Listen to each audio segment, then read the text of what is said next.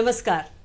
दूरदर्शन यादगिरी के हिंदी प्रोग्राम चमेली की इस नई प्रस्तुति में मैं आपकी होस्ट पूनम गुलेच्छा तहे दिल से आपका स्वागत करती हूँ। आप सबको हिंदी दिवस की बहुत बहुत शुभकामनाएं।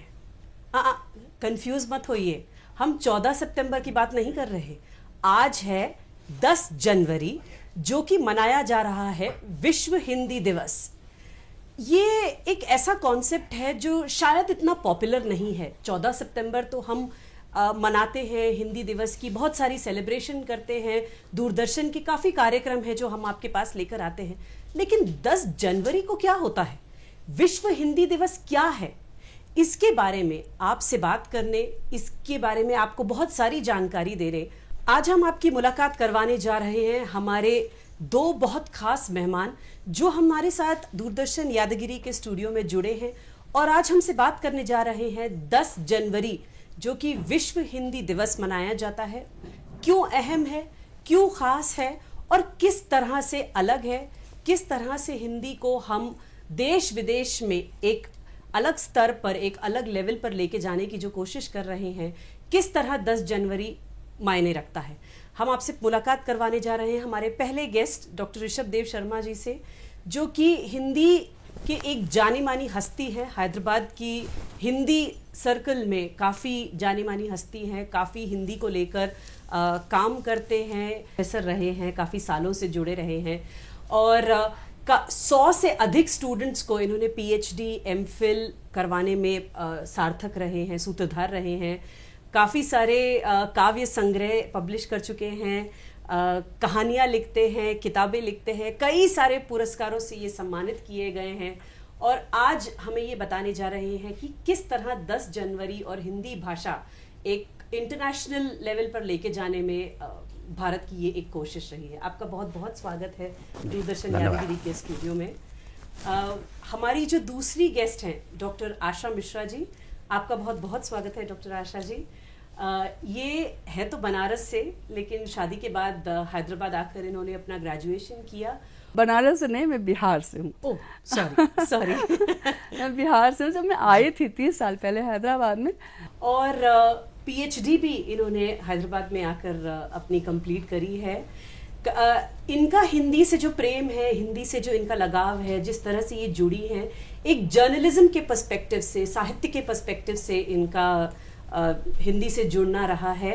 काफ़ी सारी पत्रिकाओं की ये एक त्रैमासी पत्रिका है जिनकी ये एडिटर हैं, लेकिन काफ़ी सारे आर्टिकल्स, पोएम्स, कहानियाँ ये लिखती हैं काफ़ी सारी मैगजीन्स के लिए। ये हमसे आज बात करेंगी एक ग्लोबल पर्सपेक्टिव हिंदी का, किस तरह से हम इंटरनेशनली देख रहे हैं, जो इम्पैक्ट है हिंदी का वो देख रहे हैं। तो आज हमारे पास एक बहुत इंटरेस्टिंग कॉम्बिनेशन है, एक जर्नलिस्ट, एक साहित्यिक जो पर्सपेक्टिव है हिंदी का, और एक जो है आध्यात्मिक और बहुत थियोरेटिकल जो स्ट्रॉन्ग हमारे ऋषभ जी हैं, वो हमें हिंदी के बारे में बताएंगे।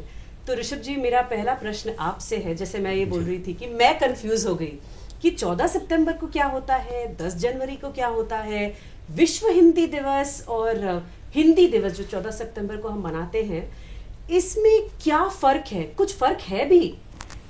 तो इसके बारे में हमारी ऑडियंस को आज जागरूक कराइए प्लीज़। पूनम जी, बिल्कुल इसमें कंफ्यूज होने की कोई ज़रूरत नहीं है जी। दोनों तारीखें अलग अलग हैं और दोनों का इतिहास भी अलग अलग है। अच्छा।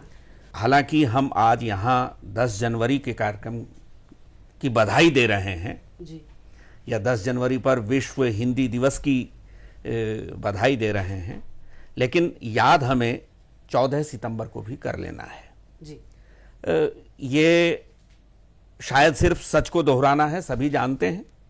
एक तथ्य है कि 14 सितंबर 1949 को भारतीय संविधान के उन अंशों को स्वीकृत किया गया था संविधान सभा में जिनमें हिंदी और भारतीय भाषाओं को केंद्र सरकार की और राज्य सरकारों की राजभाषाओं के रूप में स्वीकार किया गया था जी।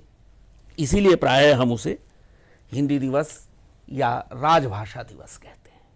अच्छा। तो 14 सितंबर का संबंध है भारत में राजभाषा संबंधी हिंदी के प्रावधानों से, अच्छा जो हमारे संविधान में स्वीकृत है। जी। इसके बाद जब आप बात करते हैं कि भारत जब आगे प्रगति करता हुआ चलता है, जी।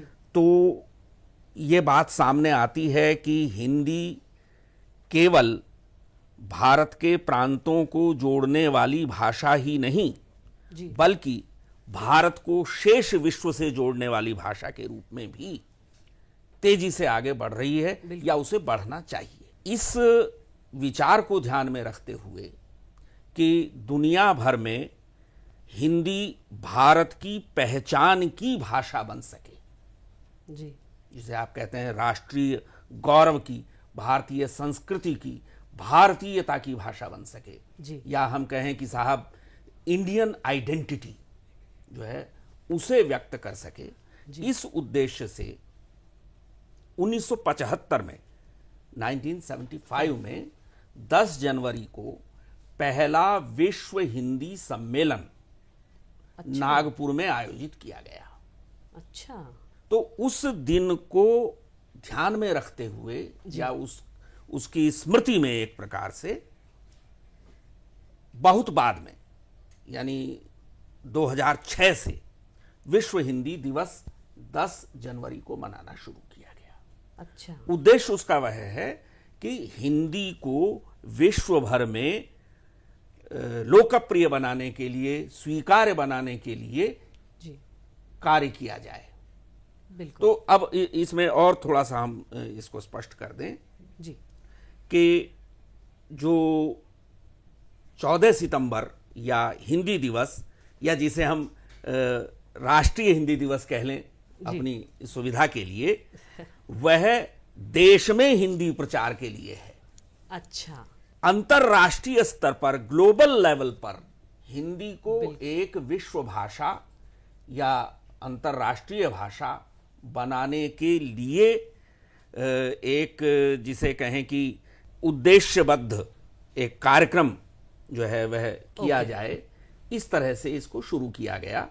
और उसी सम्मेलन में यह तय किया गया था कि हिंदी को विश्व स्तर पर अगर हम प्रतिष्ठित करना चाहते हैं तो उसका एक हिस्सा यह भी है कि हिंदी को संयुक्त राष्ट्र की भाषा के रूप में, आधिकारिक भाषा के रूप में स्वीकृति मिलनी चाहिए।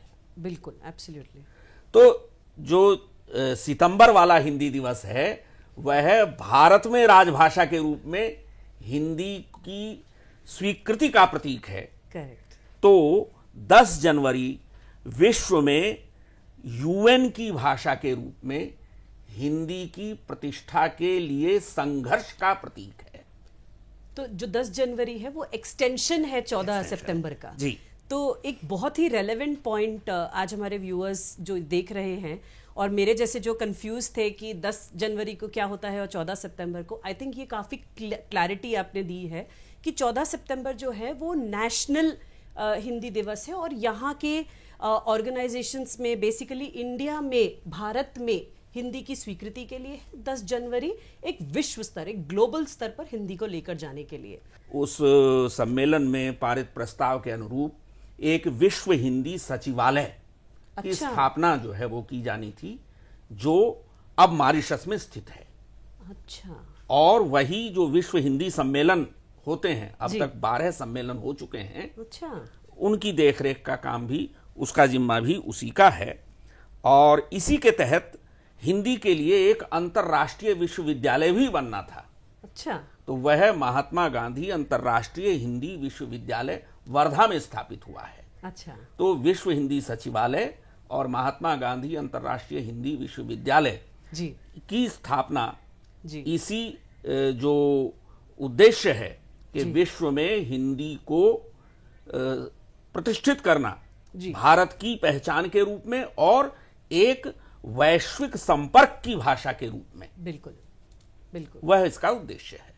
आज की जैसे ये 1975 में पहली बार ये ये प्रोसेस जो है वो स्टार्ट किया था हिंदी को एक ग्लोबल लेवल पर लेकर जाने की, लेकिन 2006 से जैसे कि डॉक्टर ऋषभ बता रहे हैं कि वो स्टार्ट हुआ है ये सम्मेलन होना। तो उस समय क्या ऐसी ज़रूरत लगी हमें कि हिंदी को हमें ग्लोबल लेवल पर लेकर जाना है? इकोनॉमिक रीजंस हो सकते हैं या फिर कोई भी ऐसा रीज़न हो सकता है उस समय, और उस समय हिंदी की क्या पोजीशन थी ग्लोबल लेवल पर?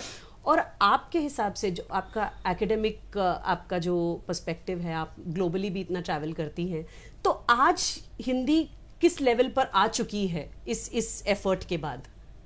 जी पूनम जी, उस वक्त तो लगा शायद कि हिंदी को ग्लोबल लेवल पर पहुंचाना चाहिए, और उस वक्त में आज में बहुत बदलाव आ चुका है। Very good, okay. अभी अगर आप बाहर जाते हैं, विश्व में ट्रैवल करते हैं, देखते हैं वहाँ पर, मैं अपना एक्सपीरियंस कहूँगी कि जब मैं लंदन गई थी, हम पूरा परिवार के साथ गए थे वहाँ पे, और जब हम लंदन में पहुँचे, जब होटल जा रहे थे, रास्ते में जो हमने देखा तो हमको लगा ही नहीं कि हम भारत में नहीं हैं।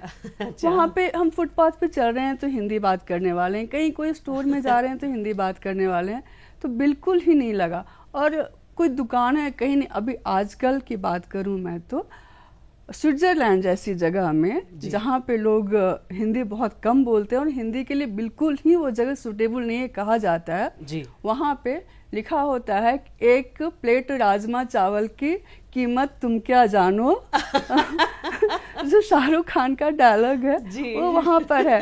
तो वही नहीं, फ्रांस में एक मार्केट है, इंडियन मार्केट है। अच्छा। जहाँ पे हर चीज़ फ्रेंच में लिखा होता है, अंग्रेजी में लिखा होता है और हिंदी में लिखा होता है। अरे वाह। तो लिखी भी जाती है। पानी के बोतल का दाम आपको हिंदी में मिल जाएगा। क्या बात और है। लोग जो बोलते हैं वो तो बोलते ही हैं।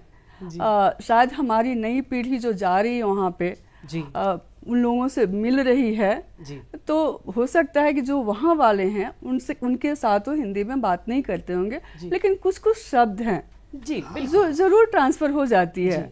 जैसे नमस्कार, मिलते जुलते ही हो गया कि नमस्कार करें तो उनको आ जाता है कि ठीक है, नमस्कार एक शब्द है जो प्रणाम के लिए, जो गुड इवनिंग ग्रीटिंग के लिए यूज होता है। बिल्कुल, बिल्कुल। डॉक्टर ऋषभ जी, आप ये बताइए कि इस साल का जो थीम है 2025 का, ये थीम भी शायद ये कल्चरल और ग्लोबल लेवल के इंटीग्रेशन को लेकर ही है। तो ये थीम के बेसिस पे इस साल या आगे का क्या प्लान है विश्व हिंदी दिवस में ग्लोबली हिंदी के लिए कुछ करने का? एक तो यहाँ हम थोड़ा सा ठहर के इस बात को स्पष्ट कर दें कि मैं जो बार बार कह रहा था कि यूएन की भाषा, जी, तो यूएन या संयुक्त राष्ट्र की भाषा के रूप में स्वीकार होना किसी भाषा का, वह एक तरह से एक डिप्लोमेटिक निर्णय होता है। ओके। या उसकी अपनी एक प्रक्रिया है। जी बिल्कुल। आज संयुक्त राष्ट्र की आधिकारिक 6 भाषाएं हैं। ओके। कोशिश करता हूं गिनने की। अंग्रेजी, जी, चीनी या मंदारिन, मैंड्रिन, रूसी, ओके, स्पेनिश, जी, अरबी। अच्छा। तो हिंदी सहित कुछ और भाषाएं अभी कोशिश में हैं कि उन्हें वहां स्वीकृति मिल सके। ओके। और इस बीच यूएन ने ये एक प्रस्ताव स्वीकृत किया है कि यूएन को बहुभाषिक होना चाहिए। अच्छा, बिल्कुल। आपको अपने प्रोग्राम्स, अपनी नीतियां दुनिया भर में लेकर के जाना है, जी, तो केवल 6 भाषाओं से नहीं काम हो नहीं चलता। बिल्कुल, हमें ज्यादा भाषाएं चाहिए। बिल्कुल। काम काज जो है वह ठीक है, 2 भाषाओं में चले या 4 में चले या 6 में चले, जी। लेकिन जब आप अपने कार्यक्रमों को दुनिया भर में लेकर के जाना चाहते हैं, बिल्कुल, तो आपको जो आपका लक्ष्य है, टारगेट है, उस ऑडियंस ज्यादा की से भाषा ज्यादा का लोगों ख्याल को रखना पहुंचने का। पड़ेगा। बिल्कुल। अब इसमें एक बड़ी बात यह है कि ये जो टारगेट ऑडियंस है, यानी दुनिया, जी, पूरी दुनिया में इस समय हिंदी बोलने वालों की अगर हम संख्या की बात करें जी। तो दो नजरिए हैं उसमें, दो दृष्टिकोण हैं। ओके। एक ये कि हिंदी दुनिया में बोले जाने वालों की संख्या के हिसाब से संभवतः तीसरे स्थान पर है। अच्छा।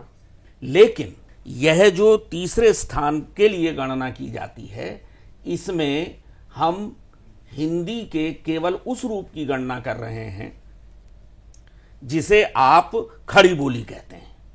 अच्छा। तो हिंदी सिर्फ खड़ी बोली तो नहीं है। नहीं है। हिंदी की तो कम से कम 20 बोलियां तो स्वीकृत बोलियां ही हैं, जी। और वैसे तो सैकड़ों हैं। जी। और इसके अलावा एक बहुत बड़ी चीज जो है वो हिंदी की एक दूसरी शैली है जिसे उर्दू कहते हैं।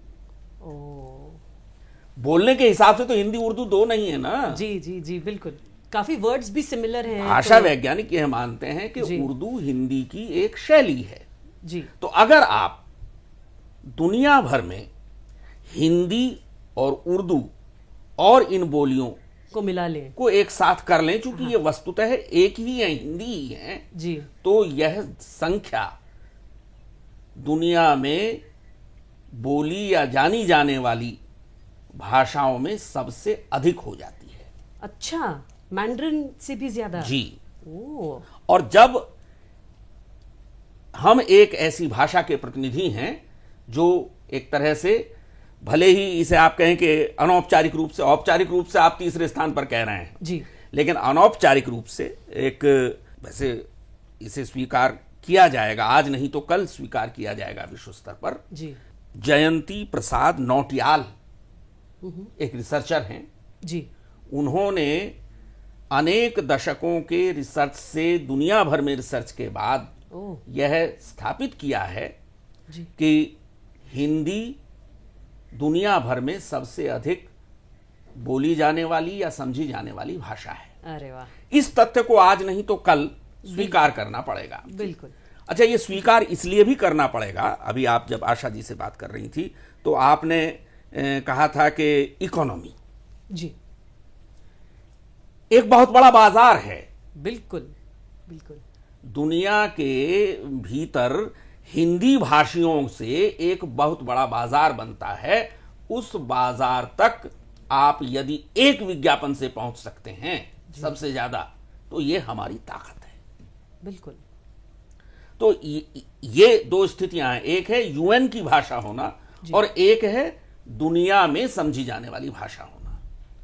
मैं इसके लिए दो शब्दों का अलग अलग प्रयोग करता हूं। जब हम यूएन की भाषा कहते हैं तो हम कहते हैं कि साहब इंटरनेशनल लैंग्वेज, ओके। जिसे यूएन में कामकाज की भाषा के रूप में स्वीकार किया जाना चाहिए। जी। आज नहीं तो कल वो होगा। उसमें कुछ जिसे कहते हैं कि प्रक्रियागत समस्याएं हैं, जैसे कि ये कि जो कुल संख्या है देशों की यूएन में, जी। उसके 2/3 को उसका समर्थन करना चाहिए। ओ। और दूसरी ये कि उसके लिए जो खर्च होता है, जी। वो खर्च भारत अकेला करने को तैयार है, अच्छा। लेकिन नियम के अनुसार अकेला भारत नहीं कर सकता। भाषा का समर्थन करने वाले दूसरे देशों को उसे वहन करना पड़ेगा। ओ। तो हमारे पक्ष में दुनिया भर में अगर हम योग दिवस के समर्थन ले सकते हैं दुनिया भर का, तो हिंदी दिवस के लिए भी ले सकते हैं। बिल्कुल। लेकिन समस्या खर्च की आएगी। जी। इसके लिए भी धीरे धीरे प्रयास चल रहे हैं। जी। और यह जो विश्व हिंदी दिवस मनाया जाता है, इसके पीछे यह भी एक कारण है कि एक विभिन्न देशों में, अलग अलग देशों में जो वहाँ भारतीय दूतावास इत्यादि हैं, जी। वे विभिन्न प्रकार के कार्यक्रमों का आयोजन करते हैं। अच्छा। और हिंदी की स्वीकार्यता जी। वहाँ बढ़े, इसके लिए प्रयास करते हैं। जी। ये आज का दिन इसके लिए ही समर्पित किया जाता है। वेरी। अब मैं उस चीज पर आता हूं कि प्रतिवर्ष जी। इस दिन के लिए एक कोई केंद्रीय विषय या थीम निर्धारित किया जाता है। अच्छा। 2025 के लिए मेरी जानकारी के अनुसार इसका विषय है Hindi, a global voice of unity and cultural pride. जी।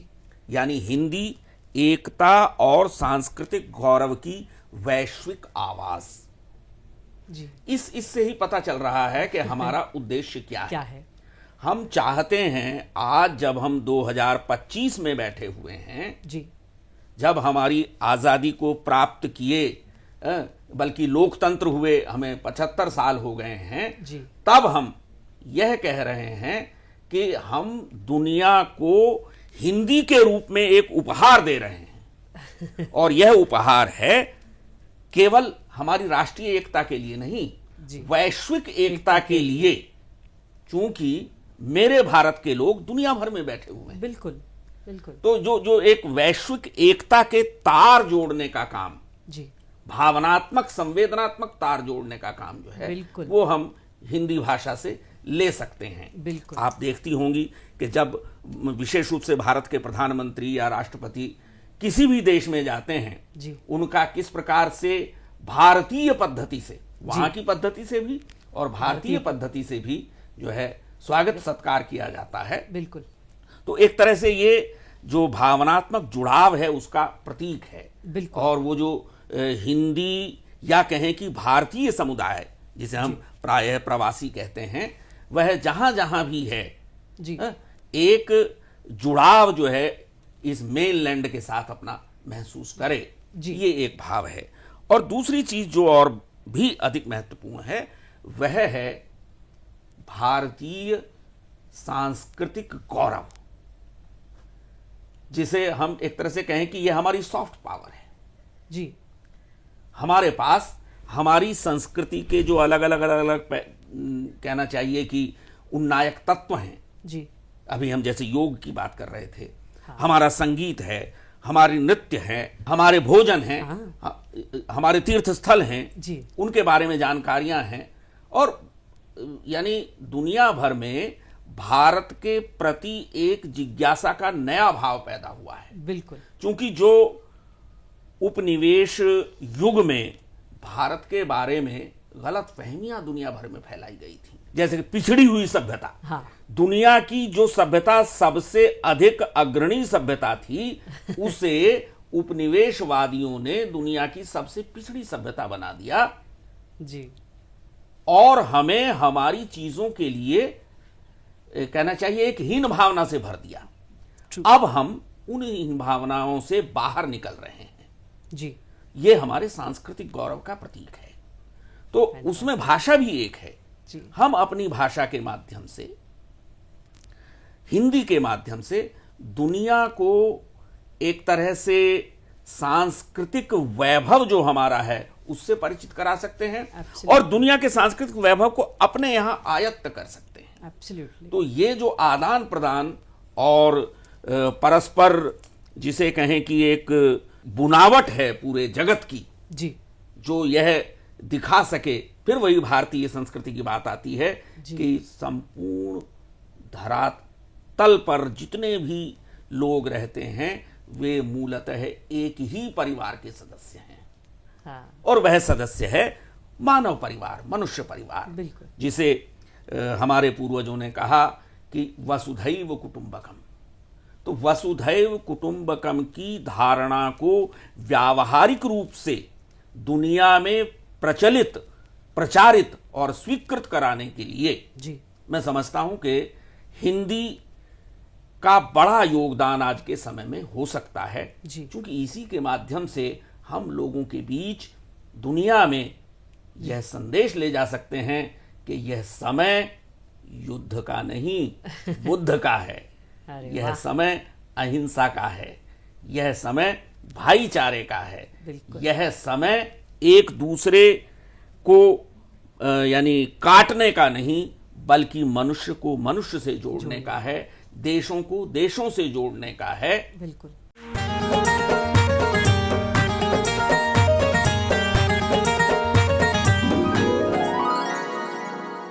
महात्मा गांधी की भी जो ये प्रिंसिपल थी अहिंसा की, ये पूरे विश्व के लिए कोई फॉरेन कॉन्सेप्ट नहीं है। लोगों को ये पता है, चाहे वो हमारे भोजन हो, चाहे वो हमारी फिल्में हो, चाहे वो हमारा टूरिज्म हो, पूरे पूरे विश्व में भारत की जो पोजीशन है आज, इससे कोई अनदेखा नहीं कर सकता।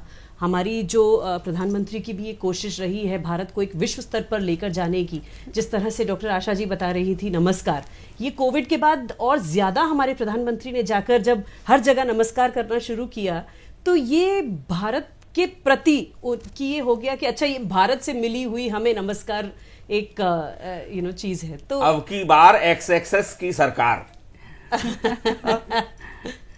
जी ये पूरा का पूरा ये नारा ही हमारा चला गया।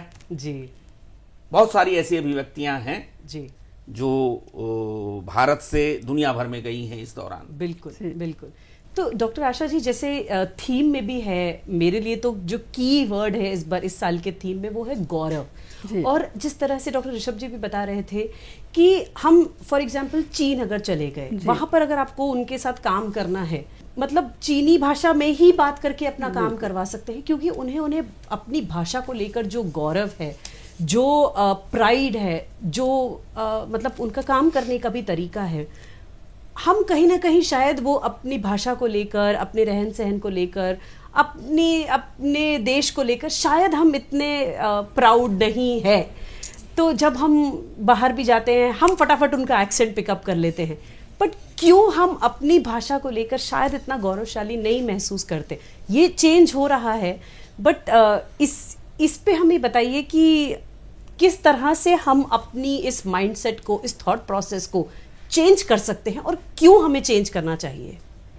बिल्कुल, जैसे कि सर ने कहा कि इतने जो हमारी भाषा है हिंदी है, ठीक है, इतने सालों से अंग्रेज़ों का शासन रहा हमारे ऊपर। बिल्कुल। तो हम लोगों ने एक गुलामी की जो प्रवृत्ति होती है हमारे अंदर आ गई जी। अगर हम देखते हैं तो हिंदी भाषी पूरे ग्लोबल स्तर पर, विश्व स्तर पर देखते हैं तो पहले नंबर पे आ रहे हैं। अभी मंडारिन भी पीछे चला गया, इंग्लिश भी पीछे चला गया, सब कुछ पीछे चला गया। लेकिन जो कुछ लोग हैं जो हमारे भारत में हैं, उनको अभी भी लगता है कि अंग्रेजी मतलब बहुत अच्छी चीज़ है। हमारा लेवल थोड़ा ऊपर हो जाएगा अगर हम अंग्रेजी बोलेंगे तो। दूर क्यों जाते हैं? अगर मैं खुद की ही बात करूं तो मेरे ही घर में एक बच्चा है, मेरे देवर का बेटा आया है यहाँ पे पढ़ने के लिए, तो हम चाहते हैं कि वो अंग्रेजी सीखे जबकि उसको हिंदी आती है, उसको अपनी मातृभाषा आती है जो हमारी मातृभाषा मैथिली है, लेकिन हम चाह रहे हैं कि वो अंग्रेजी सीखे। क्यों चाह रहे हैं? क्योंकि हमको लग रहा है कि शायद हिंदी पढ़ेगा या हिंदी में कुछ भी कर लेगा, जो कि अमूमतः हम देखते हैं बच्चे बिहार के, यूपी के ग्रेजुएशन की डिग्री लेकर भी यहाँ कुछ कर जब बाहर निकलते हैं तो उनको लगता है कि डिग्री कुछ भी नहीं है, क्योंकि उनके पास अंग्रेजी भाषा नहीं। शायद रोजगार है एक तो सबसे बड़ा मुद्दा, कि हिंदी भाषियों के लिए रोजगार उतनी अच्छी नहीं है जितनी अंग्रेजी भाषियों के लिए है। एक को है जिसकी वजह से हम नहीं बोलना चाहते, हम नहीं सीखना चाहते, लेकिन अंग्रेजी भाषा में रोजगार है, सब है, लेकिन उसके बावजूद भी हम हिंदी को नहीं भूल पाते। हिंदी हमारी अपनी भाषा है, हमारे दिल की भाषा है। तो कहते हैं ना, जो आह में मजा है और उसमें नहीं है, वाह और आह में जो मजा है और उसमें नहीं है। Very nice. तो हिंदी सीखना है। अभी वैसे तो है कि अंग्रेजी का प्रचलन है, लोग सीख रहे हैं। अब मैं बहुत पहले जब हैदराबाद में आई थी तो यहाँ पे जब मैं बाहर निकलती थी तो मुझको अंग्रेजी नहीं आती थी, और यहाँ पे अंग्रेजी और तेलुगु ही बोला करते थे लोग। हम कहीं पब्लिक प्लेस पे भी चले जाते थे तो लगता था कि सब तो तेलुगु में बात कर रहे हैं, इंग्लिश में बात कर रहे हैं। मेरे पतिदेव के दोस्त थे, उन लोगों के भी जो आपस की बातचीत होती थी अंग्रेजी में होती थी। तो मुझको लगता था कि क्या है, लेकिन अभी इतने सालों में इतना बदल गया है कि जहाँ पे भी आप देखिए युवा पीढ़ी बैठे रहेंगे वो लोग हिंदी में बात करते रहेंगे। भले ही हो सकता है कि उनकी भाषा शुद्ध हिंदी नहीं हो, एक मिश्रित भाषा होती है जिसमें थोड़े अंग्रेजी के शब्द होते हैं, इंग्लिश हिंदी के शब्द होते हैं, जिसको हम कह लें कि इंग्लिश है, हिंदी शायद नहीं है, लेकिन बात तो कर रहे हैं, हिंदी में बात तो कर रहे हैं। ऐसा नहीं कि हमको अंग्रेजी ही बोलना है, हिंदी बिल्कुल नहीं बोलना है। तो अभी परंपराएं बदल रही हैं थोड़ा, और मानसिकता बदल रही है, बदलाव आ रहा है। और जो हमारी पहचान, हमको तो लगता है कि अपनी पहचान जो भारतीयता की पहचान है और भारत की पहचान हमारी संस्कृति, हमारे पर्व त्योहार, ये सब वैश्विक स्तर पे भी देखा जाए तो वहाँ पे जितने भी भारतीय हैं जो काफ़ी सालों से रह रहे हैं, जी। ये लोग अपना कल्चर, अपनी संस्कृति भूले नहीं है। जहाँ पे भी हैं वहाँ पे जितनी भी त्योहार, छठ वहाँ मनाई जाती है। छठ जो बहुत कम सिर्फ यूपी और बिहार में मनाया जाता था, अभी पूरा विश्व भर में मनाया जाता है जी। छठ है, दिवाली है, होली है, तो ये सब जब ग्रुप में एक समूह में मनाते हैं जी। तो सब लोग उसमें शामिल होते हैं। जी। उसमें भारतीय भी होते हैं, जी। विदेशी भी होते हैं, सब लोग शामिल होते हैं। वेरी तो नाइस। इस तरह से अब ऐसा नहीं रहा कि सिर्फ अंग्रेजी, जी। हिंदी भी, जी। हिंदी भी हमको सीखना है और हिंदी भी हमको बोलना है। जी। जिनको जितनी हिंदी आती है उतना बोलने में वो गर्व महसूस करते हैं। जी। ऐसा नहीं रहा कि हिंदी ठीक है, ओके, जिनको हिंदी नहीं आती है जी। या जिनको अंग्रेजी नहीं आती है उनको थोड़ा सा लगता है, वो अभी भी है, जिनको अंग्रेजी नहीं आती है उनको थोड़ा सा लगता है कि अरे अंग्रेजी हिंदी में ही कैसे बोले। जी। लेकिन जिनको हिंदी आती है, अंग्रेजी आती है, वो हिंदी बोलने में भी उतने ही प्राउड फील करते हैं जितना अंग्रेजी। Very nice. तो आपने एक्चुअली बहुत इंपॉर्टेंट पॉइंट रेज किया है अबाउट हिंदी में जो रोजगार की प्रॉब्लम है। जी। ये आप और रोजगार से जो हमारी जुड़ी हुई इमोशन होती है, पैसों से, जो फाइनेंशियल इकोनॉमिक जो होता है, तो उससे ये एक बहुत इंपॉर्टेंट मुद्दा आपने रेज किया है। और इसी कारण जो हम विश्व हिंदी दिवस और जो विश्व स्तर पे हिंदी को ले जाना चाहते हैं, आज भी हमारे देश में जो इनफ्लो होता है फॉरेन फंड्स का, जो नेचुरली पैसे से आप थोड़ा एम्पावर्ड फील करते हैं, जब आपके पास वो होता है तब आप अपने टर्म्स डिक्टेट कर सकते हैं, चाहे वो देश के लेवल पे हो, चाहे वो आप घर के लेवल पे हो या ऑफिस में हो। तो जो इकोनॉमिक पॉइंट डॉक्टर ऋषभ जी ने भी रेस किया था कि पैसों का जहाँ प्रॉब्लम आता है यूनाइटेड नेशंस की भाषा को बनाने में, तो ये एक बहुत ही ऐसा एक कॉम्बिनेशन है, एक विशियस सर्कल है जहाँ से निकलना अब थोड़ा सा कोशिश कर रहे हैं हम, हाथ पैर मार रहे हैं, चाह रहे हैं कि हिंदी ग्लोबली जाए। तो डॉक्टर ऋषभ जी, आप यूनाइटेड नेशंस की बात कर रहे थे, हिंदी यूएन की लैंग्वेज, हम क्या और कर सकते हैं ऐसा जिससे हिंदी एक यूएन की भाषा में एक्सेप्ट हो जाए? और आज ये स्ट्रगल किस लेवल पर है और क्या कोशिश और कर रही है हमारी सरकार कि ये यूएन की भाषा में एक्सेप्ट हो जाए? देखिए पूनम जी, पहली बात तो ये कि ये एक मिथ है कि हिंदी में रोजगार नहीं है। जी। रोजगार अगर आपको भाषा वाले चाहिए तो हिंदी में भाषा का रोजगार बहुत है, ऐसी कोई बात नहीं। फिर आपको भाषा के रोजगार की बात करनी चाहिए जब आप कहें कि भाषा से जो रोजगार मिलते हैं। जी।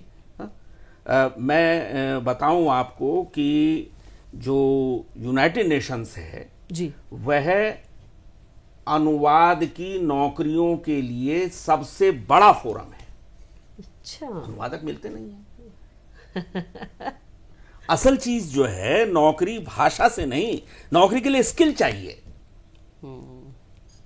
हम भाषा को गरियाते हैं कि साहब इसलिए हम पीछे रह गए कि हम हिंदी वाले हैं।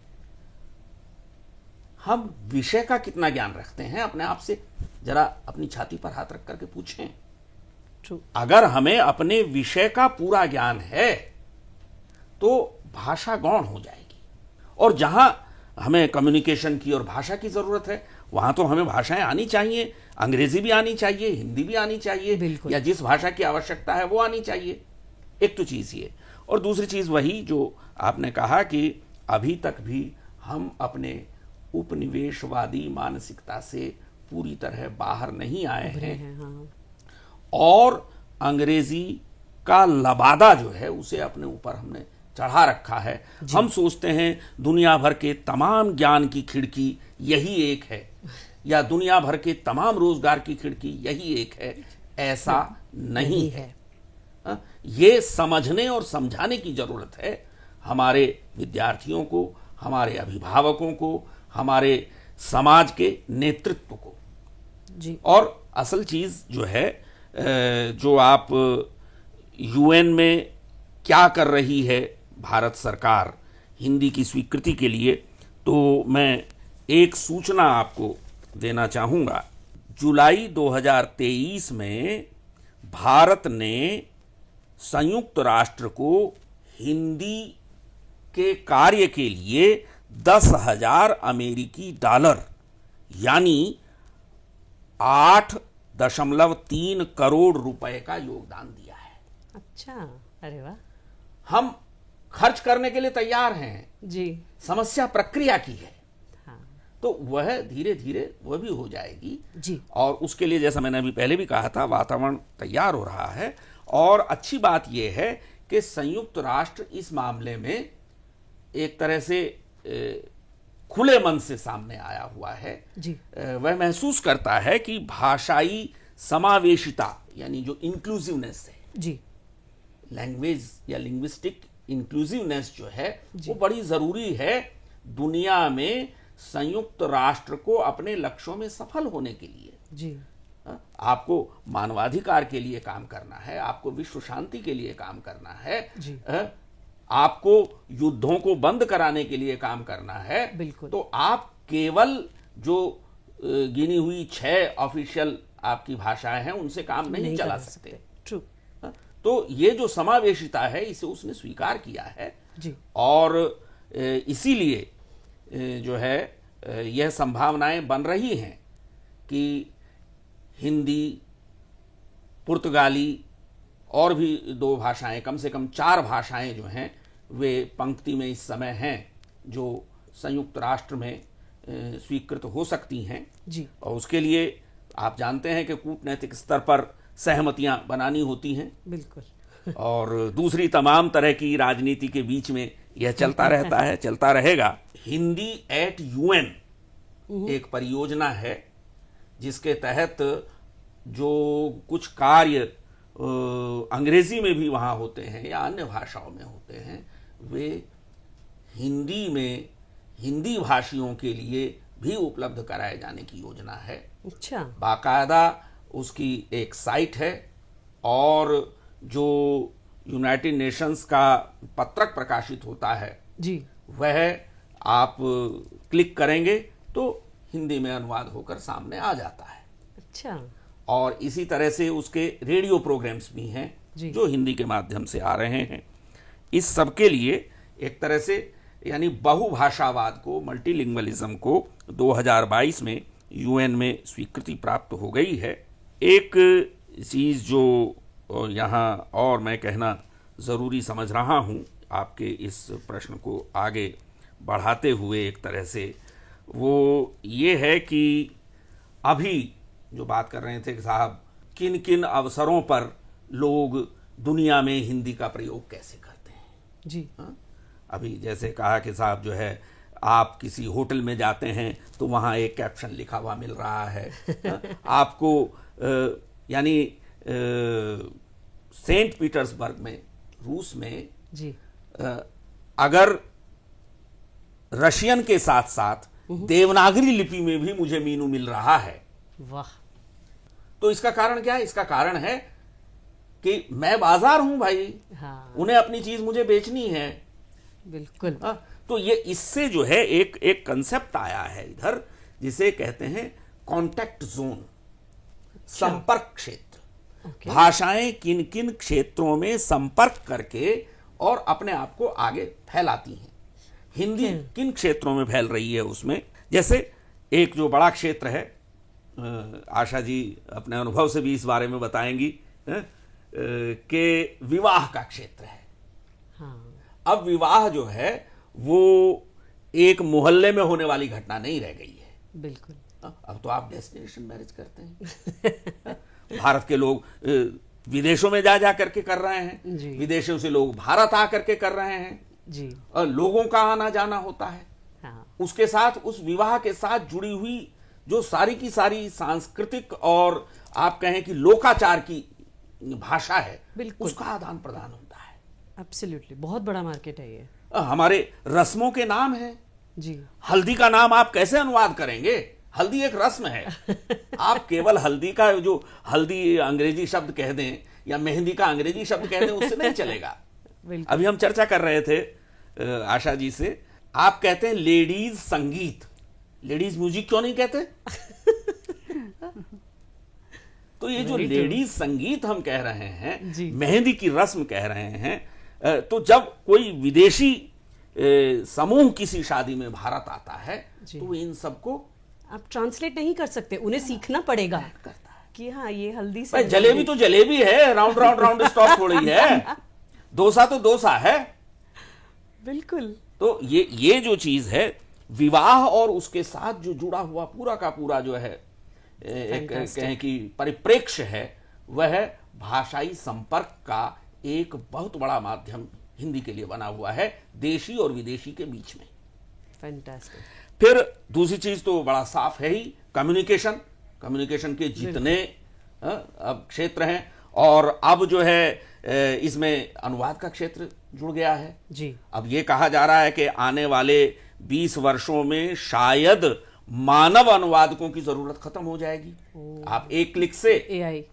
एआई से, उधर हमारे प्रधानमंत्री जी जो हैं एक भाषा में भाषण कर रहे हैं और सामने अनेक भाषाओं के लोग बैठे हुए रियल टाइम में जी। उसे अपनी भाषा में सुन पा रहे हैं। जी। तो ये जो टेक्नोलॉजी है, ये भी जो है हिंदी की स्वीकार्यता को बढ़ाने का काम करेगी, क्योंकि अब आपके ऊपर ये दबाव नहीं रहेगा कि आप किसी दूसरे देश में गए हैं, चाहे आप व्यक्तिगत किसी कार्य में गए हो या किसी औपचारिक या सरकारी कार्य में गए हो, जी। आपको वहां की भाषा में बोलना है।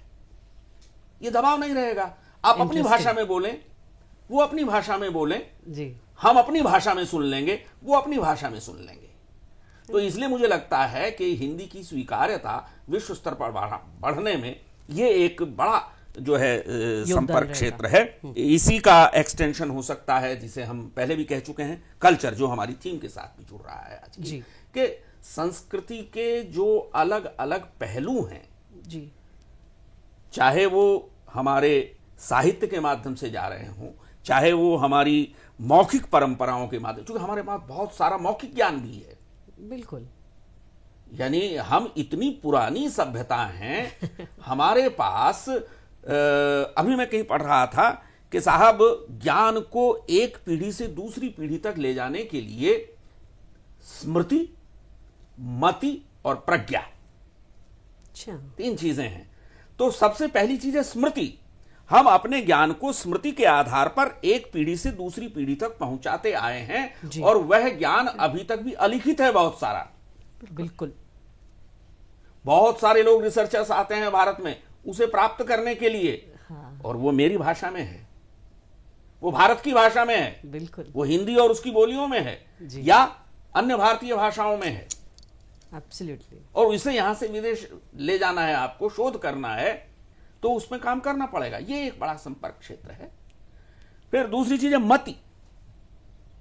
आप अपनी वर्तमान जो है उसको दिशा देते हैं मति के साथ, अपनी बुद्धि के साथ। बिल्कुल। और एक है आपकी प्रज्ञा या संबुद्धि, इंट्यूटिव जो आपकी पावर है, जो भविष्य में सोचने की शक्ति देती है।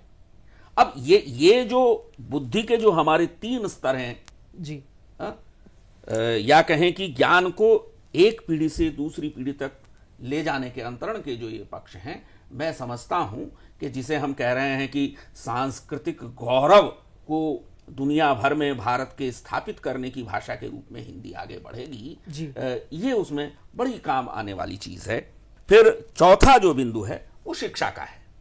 ठीक। हाँ। निश्चित रूप से अब शिक्षा में भाषाई विविधता आ रही है, जी। और महत्वाकांक्षा हमारी ये है कि हमारे बच्चे अब तक विदेश जाते रहे हैं उच्च शिक्षा के लिए, अब हमारे यहां आए, जी। और इसके लिए शुभकामनाएं ही की जा सकती हैं। सच बात वैसे ये है कि शिक्षा और रक्षा, इन 2 के लिए, और स्वास्थ्य, जी। इन 3 के लिए जितना बजट होना चाहिए इस देश में, उतना बजट इन्हें मिलता नहीं है। और फिर हम कहते हैं कि साहब हम शिक्षा में पिछड़ जाते हैं, हम रक्षा में पिछड़ जाते हैं, हम स्वास्थ्य में पिछड़ जाते हैं। पिछड़ने वाले नहीं हैं। थोड़ा सा निवेश में कुछ सोचना पड़ेगा। कम्युनिकेशन की बात मैंने की, उसी के साथ मीडिया जुड़ जाता है, जी। वहीं आपकी फिल्म जुड़ जाएगी, जी।